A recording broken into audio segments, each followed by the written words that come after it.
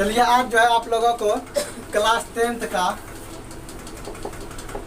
Lesson 1 पिछला video अगर आप देखेंगे तो इसमें लेसन 8, लेसन 9 और लेसन 13 उसको ख़त्म कर चुके हैं। अगर नहीं देखें तो उसको जाके पीछे देख सकते हैं, लिंक डाल दिए हैं डिस्क्रिप्शन में। ठीक, तो आज जो है आप लोगों को लेसन 1 वास्तविक संख्या जो चैप्टर का नाम है, तो इसका जो है थ्योरी देने वाले हैं। पहले इसका थ्योरी समझ में आएगा तभी जो है कोई क्वेश्चन समझ में आने वाला है।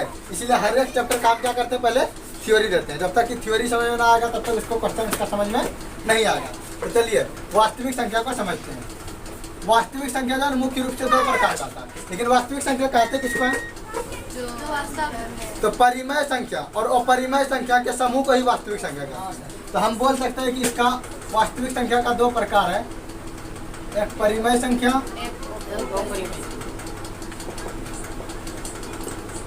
और दूसरा अपरिमेय। तो यहाँ पर जो फिर एक कंफ्यूजन हो गया कि वास्तविक संख्या तो उसको कहते हैं परिमेय संख्या और अपरिमेय संख्या के समूह को क्या कहते हैं? वास्तविक संख्या। लेकिन ये परिमेय संख्या किसे कहते हैं या अपरिमेय संख्या किसे कहते हैं, अब इसको समझना है। एक एक करके समझते हैं। वास्तविक संख्या क्या समझ में कि परिमेय संख्या और अपरिमेय संख्या के समूह को क्या कहते हैं? वास्तविक संख्या। तो परिमेय संख्या को समझते हैं और अपरिमेय संख्या को। तो पहले परिमेय संख्या को समझते हैं। तो परिमेय संख्या को समझने के लिए क्या क्या होता है, इसका डिफिनेशन होता है कि जब कोई संख्या p/q के रूप में हो। परिमेय संख्या किसको बोलते हैं? जब कोई संख्या p/q के रूप में हो, जहाँ क्या हो, जहाँ q जो है 0 के बराबर नहीं हो। और तीसरा पॉइंट है इसका कि p और q दोनों क्या हो? पूर्णांक हो। तो यहाँ पर फिर एक कंफ्यूजन स्टार्ट हो गया, क्या यह पूर्णांक क्या है? यानी कि हर एक पहलू पर हमको क्या आ रहा है, एक नया चीज देखने को मिल रहा है। जैसे पहले वास्तविक संख्या को देखें तो वास्तविक संख्या क्या था? परिमेय संख्या और अपरिमेय संख्या के समूह को क्या कहते हैं? वास्तविक संख्या कहते हैं। तो फिर मेरा माइंड में आ गया कि परिमेय संख्या क्या है या अपरिमेय संख्या क्या है। और जब हम परिमेय संख्या को देखने लगे तो p/q में लिख सकते हैं। और p और q क्या था? यहाँ दोनों पूर्णांक था। तो फिर दिमाग में क्वेश्चन आ गया कि पूर्णांक क्या है। तो ये सब समझने से पहले हमको कुछ बेसिक समझना पड़ेगा जो क्लास 9 और 8 का है। तो चलो उसको पहले देख लेते हैं। जितने भी प्रकार की संख्याएं हैं पहले उस संख्या को देख लेते हैं। अगर वह संख्या समझ में आ जाएगा तो फिर ये परिमेय संख्या और परिमेय संख्या और वास्तविक संख्या वो आसानी तरीके से समझ में आ जाएगा। तो चलो परिमेय संख्या के अंतर्गत ही आता है कुछ संख्या, जैसे हो गया तुम्हारा गिनती की संख्या, प्राकृत संख्या हो गया, इसको जानना है पहला नंबर में। दूसरा नंबर में जानना है पूर्ण संख्या। 9th क्लास में ये सब बता चुके थे। तीसरा पूर्णांक। चलिए पूर्णांक संख्या, उसके बाद सम संख्या,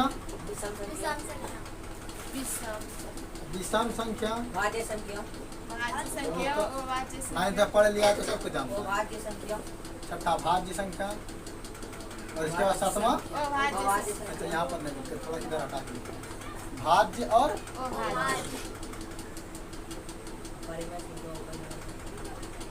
ये सबको 1 by 1 समझते हैं। अगर ये समझ में आएगा, इस टाइप के क्वेश्चन ऑब्जेक्टिव भी बहुत ज़्यादा पूछता है कि इनमें से कौन अभाज्य संख्या है, इनमें से कौन पूर्ण संख्या नहीं है, इनमें से कौन प्राकृत संख्या है। ये सब भी ऑब्जेक्टिव में पूछता है। पहले इसको जानते हैं। तो प्राकृत संख्या क्या होता है? गिनती की संख्या को क्या कहते हैं? प्राकृत संख्या। क्योंकि कोई भी जो गिनती स्टार्ट करता है वो कहाँ से करता है? 1 से। तो इसीलिए हम प्राकृत संख्या को क्या बोल सकते हैं? इसका एग्जाम्पल 1, 2 और ये से कहाँ तक जाएगा? अनंत तक। 3 लिख लो, ये कहाँ तक जाएगा? अनंत तक। तो प्राकृत संख्या किसको बोलते हैं? तो गिनती की संख्या को प्राकृत संख्या कहते हैं। जो शुरू कहाँ से होता है? 1 से। क्या सबसे छोटी प्राकृत संख्या बता सकते हैं? 1 है। और क्या सबसे बड़ी प्राकृत संख्या बता सकते हैं? नहीं, क्योंकि ये क्या है मेरा? अनंत तक है। कहाँ तक है? अनंत। इसका अंत ही नहीं है। गिनती का अंत है रे? इसीलिए इसको हम बता नहीं सकते हैं कि यह कितना दूर तक जाएगा। तो प्राकृत संख्या क्या हो गया? गिनती की संख्या को प्राकृत संख्या कहते हैं। अगर आप लोग को यह पता नहीं है तो इसको नोट कर लीजिए, डिफिनेशन जो बोल रहे हैं उसको लिख लीजिए। तो गिनती की संख्या को प्राकृत संख्या कहते हैं। सबसे छोटी प्राकृत संख्या 1 होता है। अब उसके बाद क्या है? पूर्ण संख्या। प्राकृत संख्या समझ में गया ना? पूर्ण संख्या। तो इसी प्राकृत संख्या का जो समूह है 1 से लेकर कहाँ तक? अनंत तक है। इसी को लिखेंगे 1, 2, 3 कहाँ जाएंगे? अनंत तक। लेकिन इसमें क्या हम जोड़ देंगे? 0। तो हम बोल सकते हैं कि शून्य के साथ ये यहाँ से यहाँ तक मेरा क्या है प्राकृत संख्या, एक से लेके अनंत तक क्या है मेरा प्राकृत संख्या, ये ऊपर वाला इसमें हम क्या ऐड कर दिए शून्य जीरो को, यानी हम बोल सकते हैं कि जीरो के साथ प्राकृत संख्या के समूह को क्या कहते हैं पूर्ण संख्या कहते हैं। समझ में क्या आगे समझ में, जीरो के साथ प्राकृत, ये पूरा प्राकृत संख्या था, इसको भी क्या बोलेंगे प्राकृत संख्या। तो जीरो के साथ प्राकृत संख्या का जो समूह है उसी को हम क्या बोलेंगे पूर्ण संख्या कहते हैं। कोई दिक्कत? अब देखो ये सभी अभी जो देख रहे हैं ये मेरा सब प्लस में है, ये भी प्लस में, ये भी प्लस में, और पूर्णांक में क्या करें जैसे माइनस इन्फिनिटी से, जैसे मान लो -1, ये कहाँ जाएगा -1 -2, इधर चलिए -1 -2 -3, इधर बढ़ता है, इधर फिर 0 फिर 1 2 3 कहाँ जाएगा अनंत तक जाएगा ना। तो हम देखेंगे इसमें पूर्णांक में क्या है, या 0 से लेके इधर को हम क्या बोल सकते हैं पूर्ण संख्या, क्या बोल सकते हैं पूर्ण संख्या। 0 देखो 0 से लेके 1 2 3 और अनंत तक, 0 से लेके अनंत तक तो क्या बोले थे पूर्ण संख्या, यानी हम इसको धनात्मक भी बोल सकते हैं कि प्लस वाला इधर है कि ना, और ये 0 है और इधर वाला क्या है माइनस वाला है, बोल सकता है ना। तो हम बोलेंगे इसमें ये वाला मेरा पार्ट क्या हो गया माइनस वाला संख्या, यानी इसको बोल सकते हैं ऋणात्मक संख्या। ये कैसे जाता बार बार, ये क्या है ऋणात्मक संख्या, ये ऋणात्मक संख्या है। और इधर वाला हम बोल सकते हैं इसको शून्य बोलेंगे 0 को, और इसको क्या बोलेंगे ऋणात्मक संख्या। तो हम पूर्णांक किसको बोल सकते हैं, तो ऋणात्मक संख्या, शून्य तथा धनात्मक संख्या, तीनों के समूह को क्या बोलेंगे पूर्णांक बोलेंगे।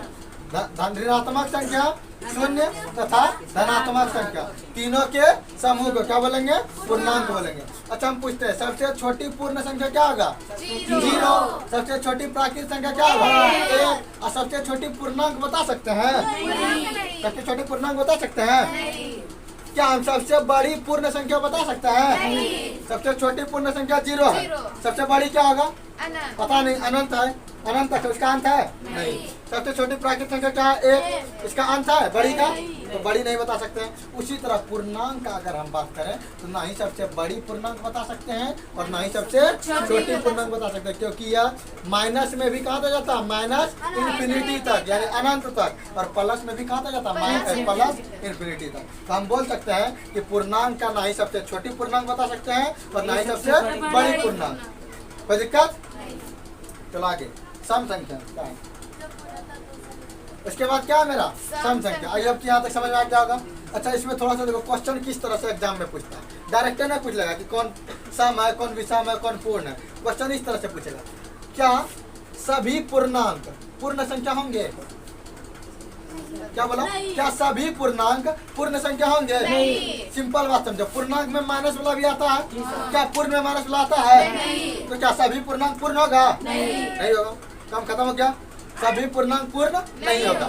दूसरा क्वेश्चन पूछेगा क्या सभी पूर्णांक प्राकृत संख्या होता है, कैसे ये भी नहीं होगा क्योंकि पूर्णांक में फिर माइनस वाला आ गया और 0 भी आ गया, क्या प्राकृत में माइनस वाला संख्या और 0 आता है, तो फिर मेरा पूर्णांक प्राकृत भी नहीं होगा, यानी सभी पूर्णांक प्राकृत संख्या नहीं होगा, सभी पूर्णांक पूर्ण संख्या भी नहीं होगा। लेकिन अगर हम उल्टा देखें, क्या उल्टा देखें कि सभी प्राकृत संख्या पूर्णांक होगा होगा, क्योंकि देखो अगर हम यहाँ 1 से इसको स्टार्ट करते हैं ठीक ना, तो इसमें देखो 1 से सारा आ गया कि ना, ये 1 से सारा आया कि ना, ये सारा मेरा प्राकृत है कि ना, है ना, तो सभी प्राकृत संख्या पूर्णांक में आ गया। तो हम बोल सकते हैं सभी प्राकृत संख्या क्या है पूर्णांक संख्या है। अगर उसी तरह हम पूर्ण को देखेंगे तो पूर्ण का 0 से स्टार्ट है और 0 से लेकर अनंत तक, देखो इसमें 0 से लेकर अनंत तक है कि ना, तो सभी पूर्ण संख्या भी पूर्ण संख्या भी पूर्णांक है। मतलब अगर हम उल्टा करके पूछें कि पूर्णांक संख्या पूर्ण है सभी नहीं है, सभी पूर्णांक प्राकृत है नहीं है, क्या सभी प्राकृतिक पूर्णांक है हाँ है, सभी पूर्ण प्राकृतिक सभी पूर्ण जो है पूर्णांक है ये भी है। अगर हम फिर उल्टा करें सभी प्राकृत संख्या पूर्ण संख्या है प्राकृतिक संख्या है, देखो सभी प्राकृत कहाँ से स्टार्ट है 1 से, और ये भी देखो 1 से स्टार्ट है कि ना, मतलब 0 तो जाता है क्या, तो सभी प्राकृत पूर्ण होगा, लेकिन क्या सभी पूर्ण प्राकृत होगा, तो याद इसे रखना, ऊपर से नीचे जाएंगे तो सब होगा और नीचे से ऊपर जाएंगे तो कुछ ना होगा, ना हुआ। ऊपर से प्राकृतिक पूर्णांक पूर्ण भी है और प्राकृतिक पूर्णांक भी है ना। क्या पूर्णांक पूर्ण है? नहीं है। क्या पूर्णांक प्राकृत है? नहीं। मतलब ये तीनों का हम बात करें, इस तीनों का सिर्फ तो क्या ऊपर से नीचे सब है और नीचे से ऊपर कुछ ना है बात अरे ऊपर से नीचे सब है, नीचे से ऊपर कुछ ना है। मतलब देखो प्राकृतिक पूर्णांक पूर्ण भी है क्या, और प्राकृतिक पूर्णांक भी है, तो ऊपर से नीचे सब हुआ कि ना। अब पूर्ण भी देखो पूर्णांक है क्या, तो ऊपर से नीचे आ रहा है सब है और नीचे से ऊपर रहता है। पूर्णांक पूर्ण है? नहीं है। पूर्णांक प्राकृतिक है? नहीं है। मतलब कुछ नहीं है। बात क्लियर है यहाँ तक? जी सर। आगे सम संख्या, तो सम संख्या किसको बोलेंगे? वह संख्या जो दो से क्या हो, पूरा पूरी विभाजित हो। वह संख्या जो दो से क्या हो, पूर्णता या पूरा पूरी विभाजित, यानी कि पक्का पक्की दुक्का से कट जाए। जैसे इसका एग्जांपल लेंगे तो 2 लेंगे, 4 6 डायरेक्ट कहाँ तक जाएगा? अनंत। अनंत तक जाएगा। 2 4 6 कहाँ तक जाएगा? अनंत तक। तो हम सम संख्या को क्या बोल सकते हैं? इसका शुरुआत कहाँ से होगा? 2 से। सबसे छोटी सम संख्या 2 और सबसे बड़ी सम संख्या अनंत। तो नहीं बता सकते हैं। सबसे छोटी सम संख्या बता सकते हैं, क्या बड़ी बता सकते हैं? नहीं बता सकते हैं। तो ये ध्यान में रखना कि सम संख्या किसको बोलते हैं? वह संख्या जो 2 से पूरा पूरी कटे या फिर 2 से पूरा पूरी विभाज्य हो, तो इसको क्या बोलेंगे? सम संख्या कहते हैं। कोई दिक्कत? सबसे छोटी सम संख्या 2 होता है। अब विषम का बात करें तो विषम संख्या तो वह संख्या जो 2 से पूर्णतः विभाजित नहीं हो, यानी पूरा पूरी नहीं कटे, कुछ ना कुछ शेष बचा। जैसे हम क्या 0 नहीं, 0 तो किसी में कट जाता है। 1 से स्टार्ट होगा, कहाँ से स्टार्ट होगा? देखो दो कहाँ से भाग दे, 1 में कटाएंगे तो कटेगा, फिर 3 5 कहाँ से जाएगा?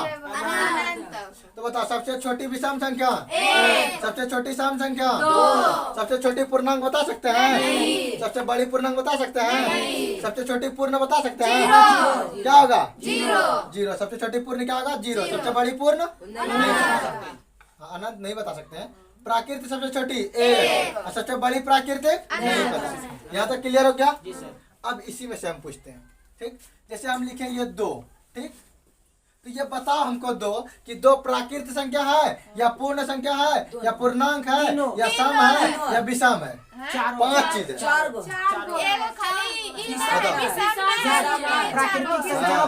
विषम ना है, बाकी सम है। देखो तो 2 प्राकृतिक में भी आ गया है ना, 2 पूर्ण में भी आ गया, 2 पूर्णांक में भी आ गया और 2 सम में भी आ गया। तो क्या छूट गया? क्योंकि दुक्का से मतलब कि ये दुक्का से पूरा पूरी भाग लग जाएगा। और विषम का क्या डेफिनेशन है? वह संख्या जो 2 से पूर्णतः विभाजित नहीं हो। तो 2 से ये तो 2 से कट रहा है, इसलिए सम में आ गया, विषम में नहीं है। कोई दिक्कत? अगर हम पूछते हैं अगला 1, ये क्या क्या है? विषम संख्या। ये पांचों में से बताना। एक लाइन से देखो, प्राकृतिक है, 1 प्राकृतिक है, पूर्ण है, पूर्णांक है, सम है, सम नहीं होगा, विषम है। बात क्लियर है? अगर हम पूछें 0 क्या है? पहला एक लाइन से, प्राकृतिक है, पूर्ण है, पूर्णांक है, सम है, विषम है। बात क्लियर हो गया? ये हो गया यहाँ तक। तो इधर का मिटाते इधर क्या, उसके बाद क्या बचेगा? भाज्य और अभाज्य। इसको लिखना में था?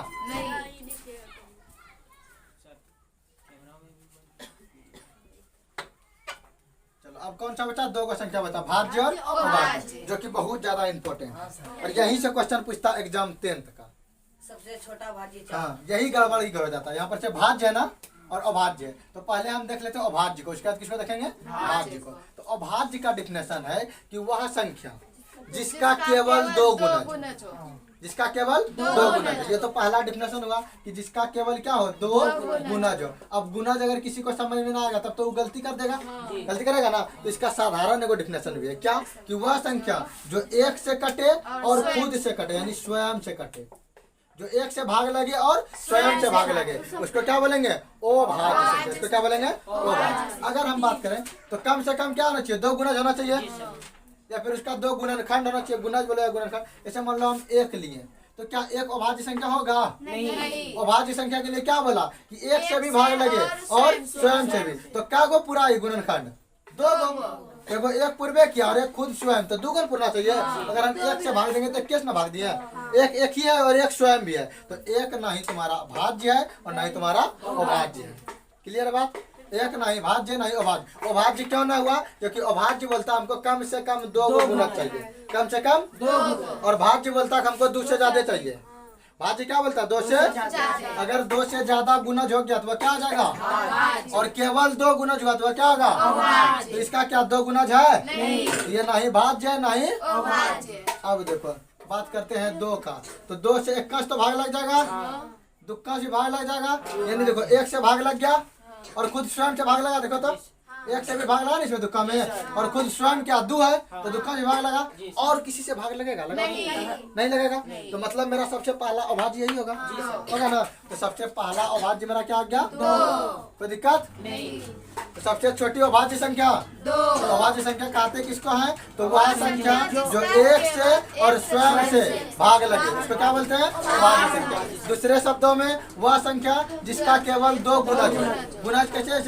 2 में किससे किससे भाग लगेगा? 1 से और 2 से। बात वही है। या गुणनखंड करेगी, करो गुणनखंड 2 से। 2 या कम 2 क्या क्या है? 2 और 1। तो 2 संख्या अनुवार है, इसीलिए इसका केवल जिसका 2 गुणज हो या जिसका 2 गुणनखंड हो या फिर जो 1 और स्वयं से भाग लगे उसको क्या बोलेंगे? तो अब उसके बाद कौन सा अभाज्य होगा? ये तो समझ आ गया। उसके बाद वाला बात है 3 1 लगा और खुद 3 लगेगा और किसी से लगेगा तो उसके बाद हम 3 भी लिख सकते हैं। इसको अभाज्य को इसको मिटा के यहाँ लिखते हैं, उधर थोड़ा जगह कम है ना। देखो अभाज्य और नीचे क्या लिखते हैं?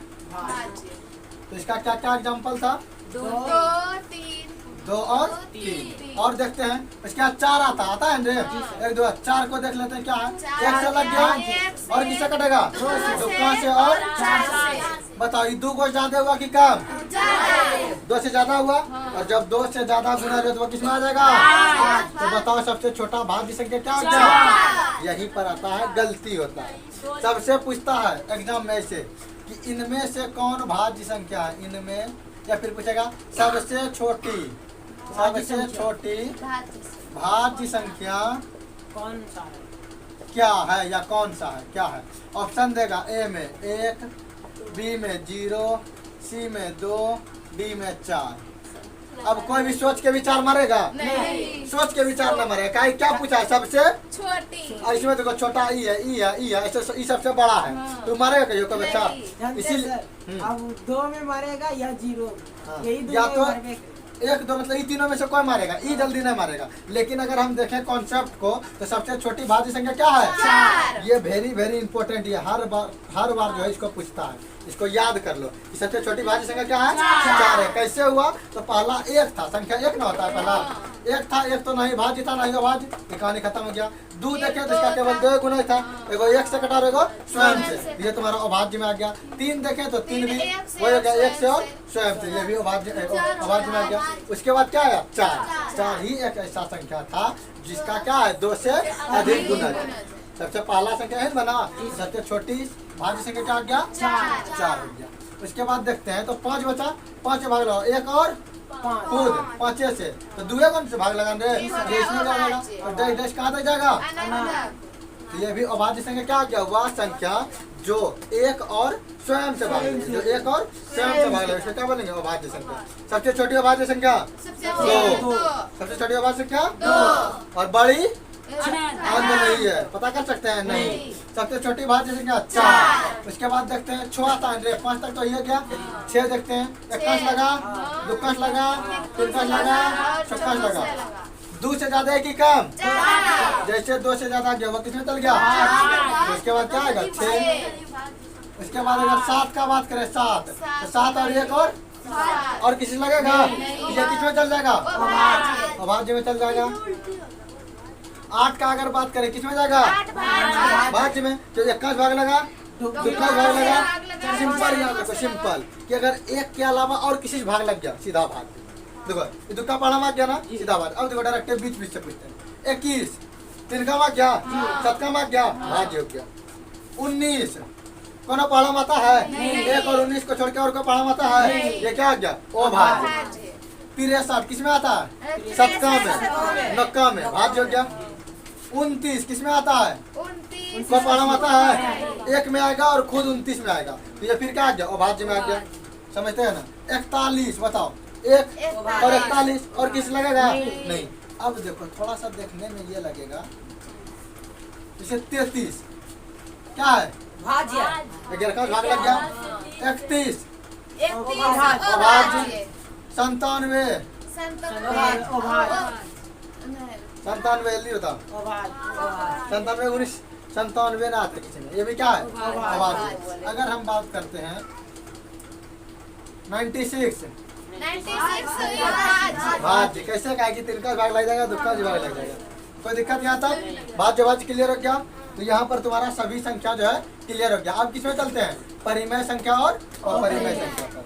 सर लास्ट में सम संख्या होगा तो भाज्य होगा, विषम संख्या होगा तो अभाज्य होगा। ऐसा बात नहीं है, विषम होगा तो हमेशा अभाज्य होगा। नहीं सर 21 देखो विषम है ना, तो क्या अभाज्य है ये? नहीं तो फिर गलत हो 3 जाएगा। से भी होगा 81 अभाज्य है? नहीं। नहीं है, तो वैसा नहीं सोचना, हमेशा देखना क्या है कि अगर 2 गुणज है तो अभाज्य, और 2 से जैसे ज्यादा हुआ भाज्य।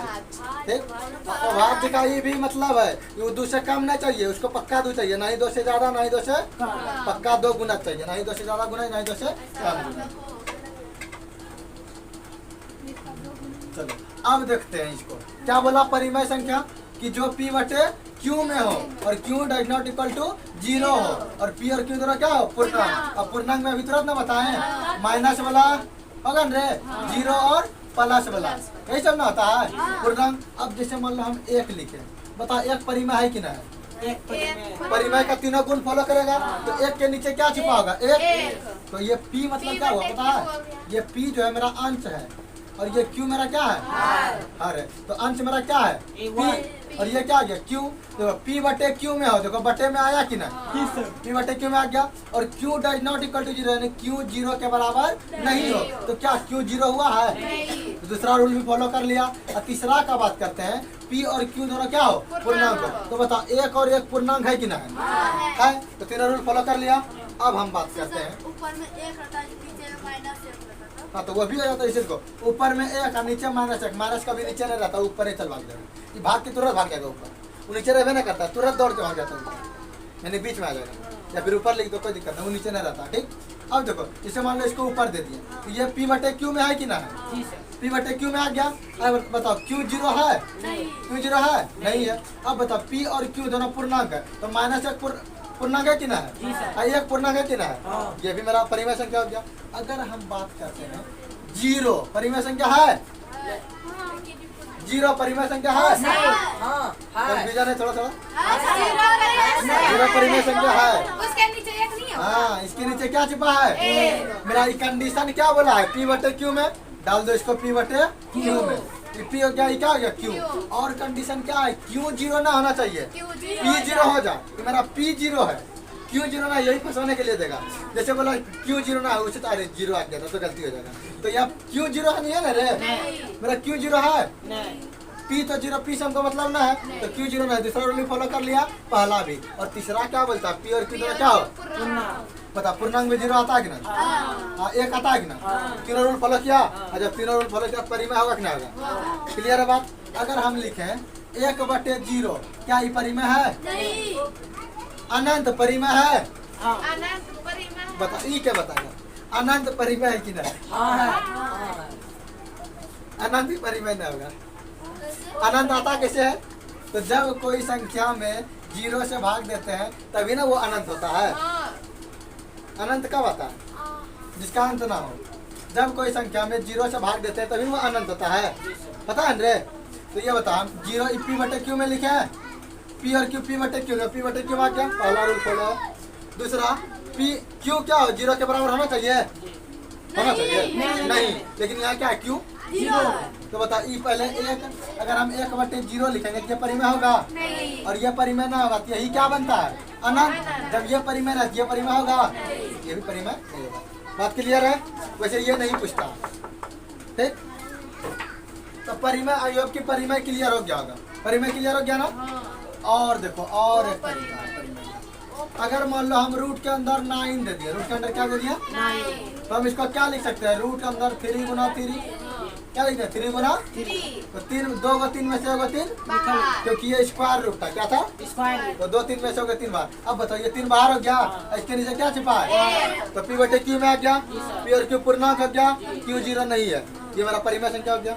चलो आगे देखते हैं। 2√7/5√7 परिमेय को परिमेय तो √7 खत्म, क्या बचा 2/5।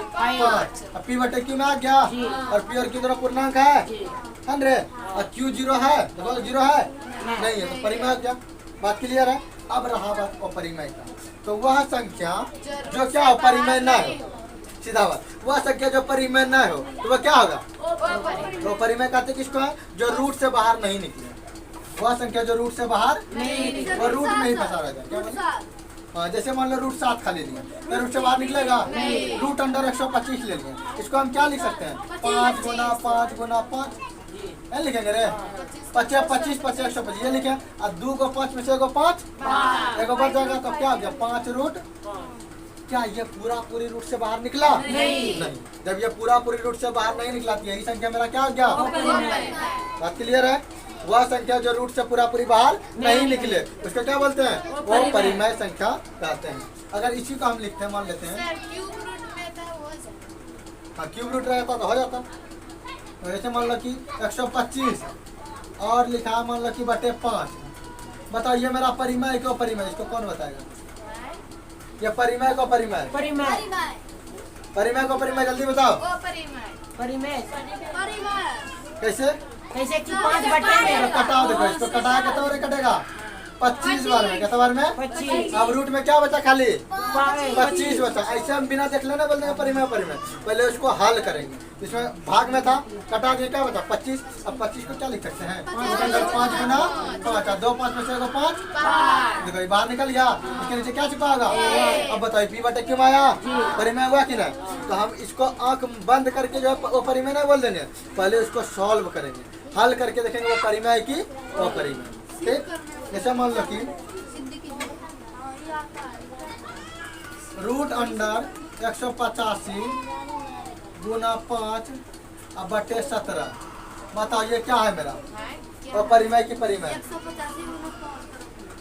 गुना क्या करेगी पहले कटा दो इसके 17 5 और खाली 85 185 नहीं रे 17 खाली 85 17 5।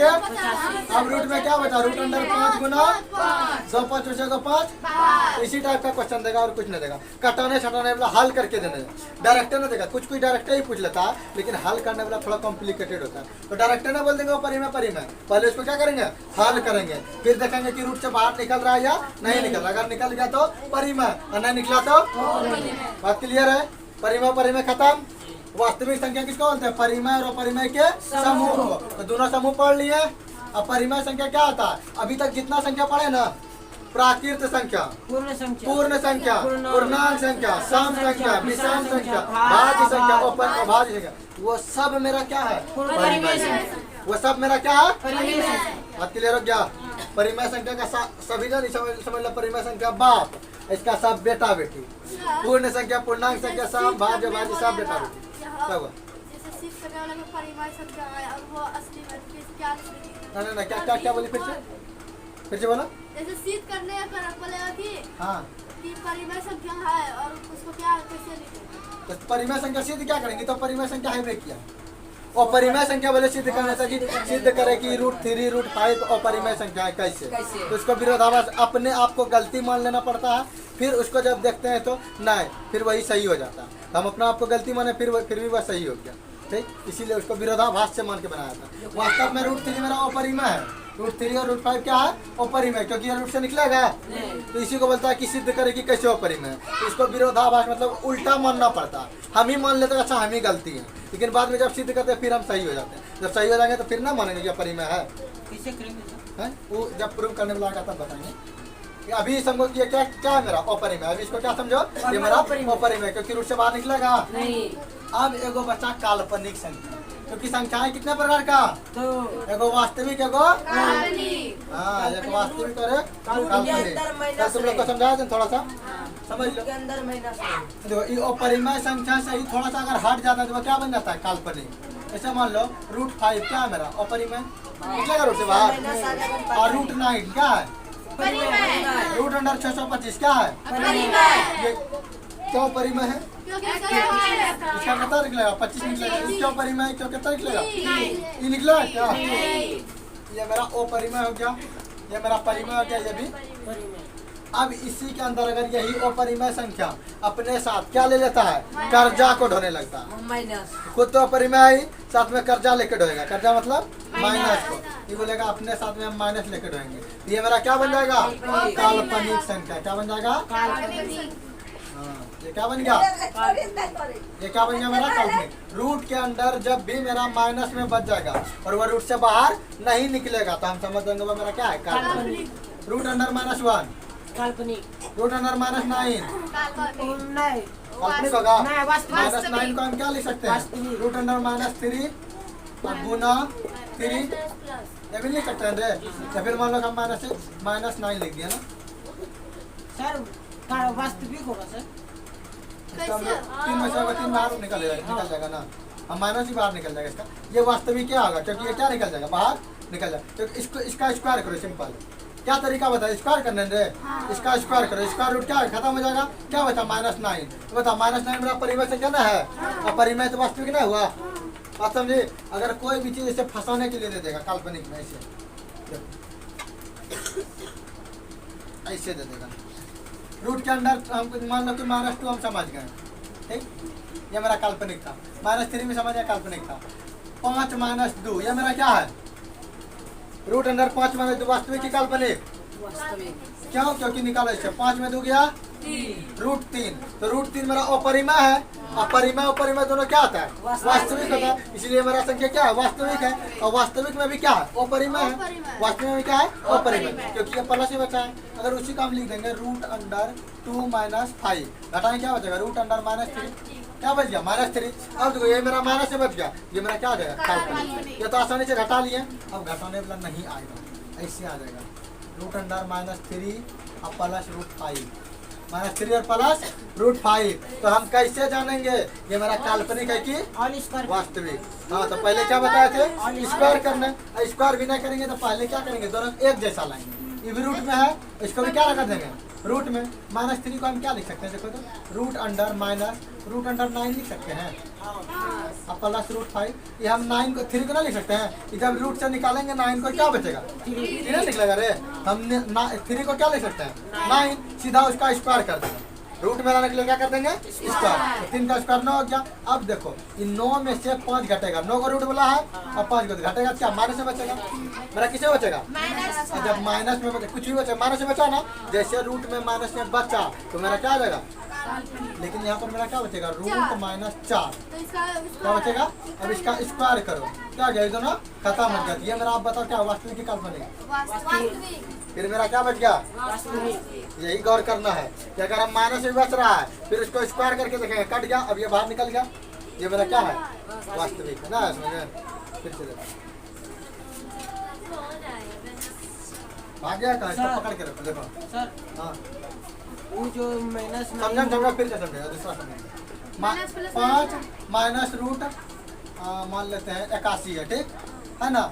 अगर हम इसको देखना चाहेंगे कि ये मेरा परिमेय को अपरिमेय, हम तो सिंपल अगर ऐसे रहता परिमेय अपरिमेय मतलब काल्पनिक की वास्तविक, अगर मेरा ऐसे रहता तब तो घटाते तो -4 बचता। अच्छा इसको 5 कर दो, 10 कर दो, ये तो -5 बचता, तब ये काल्पनिक।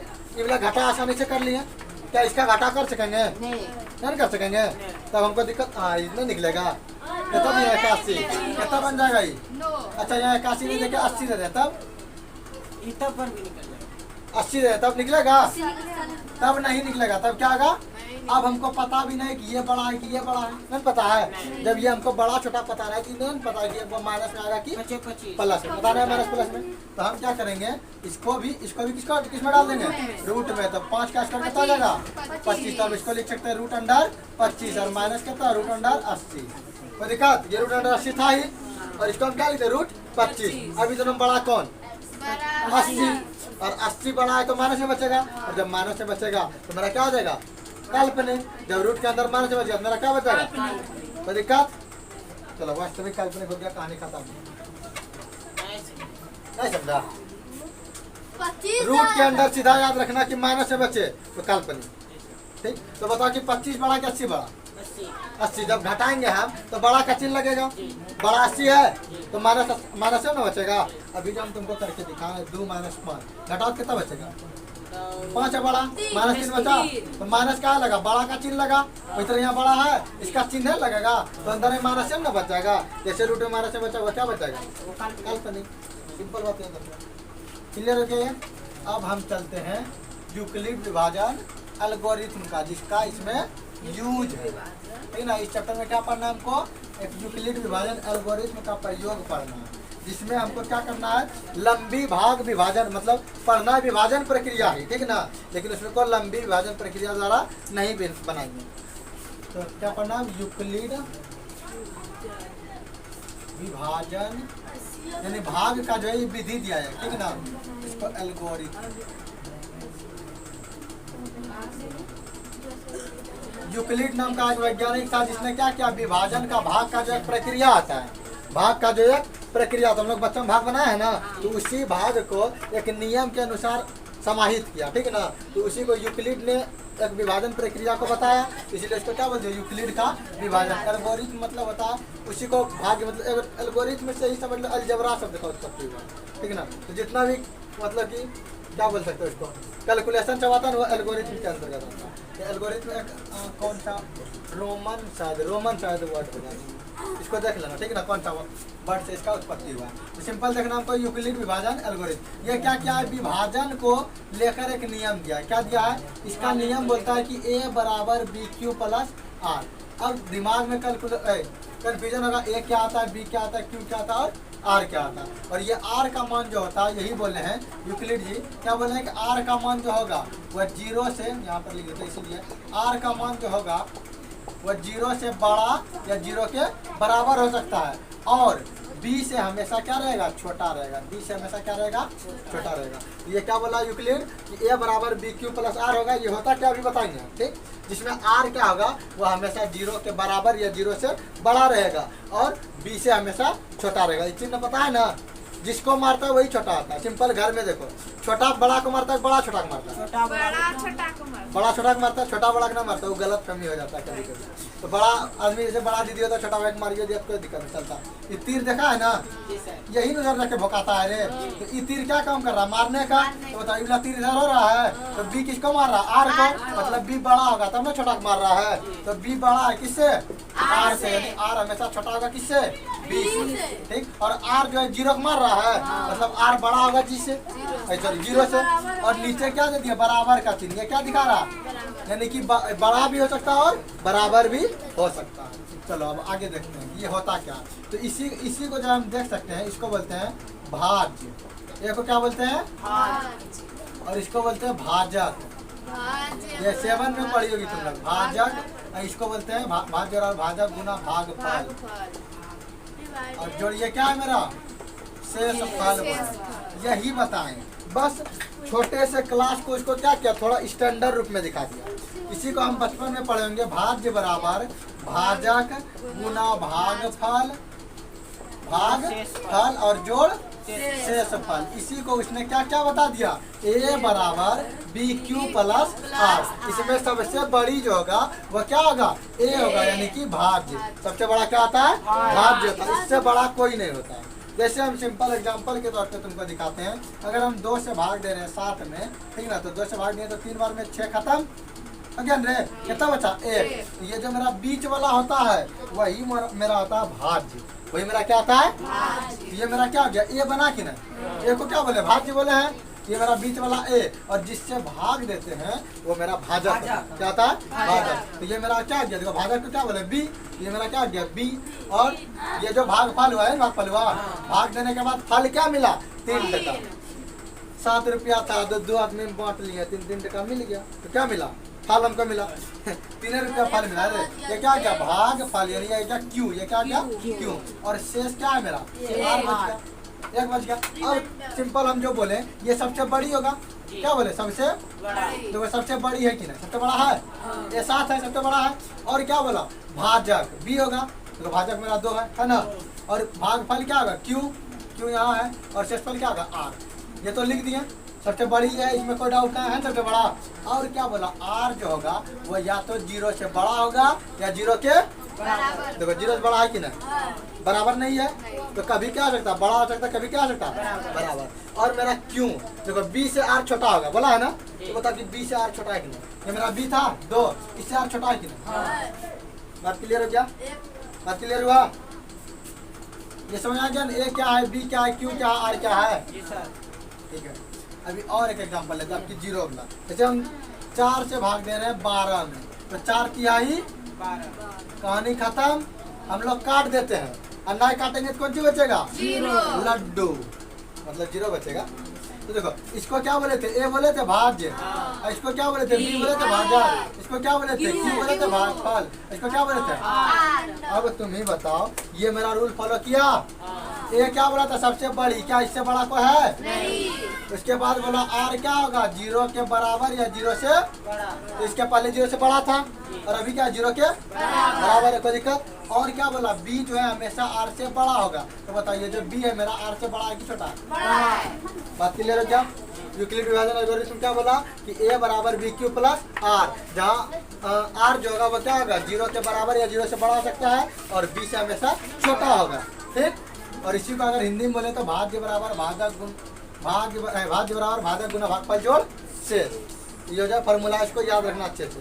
तो पहले इसको नोट कर लो, ये बहुत ज़्यादा इंपॉर्टेंट है, ठीक है ना, नोट कर लो।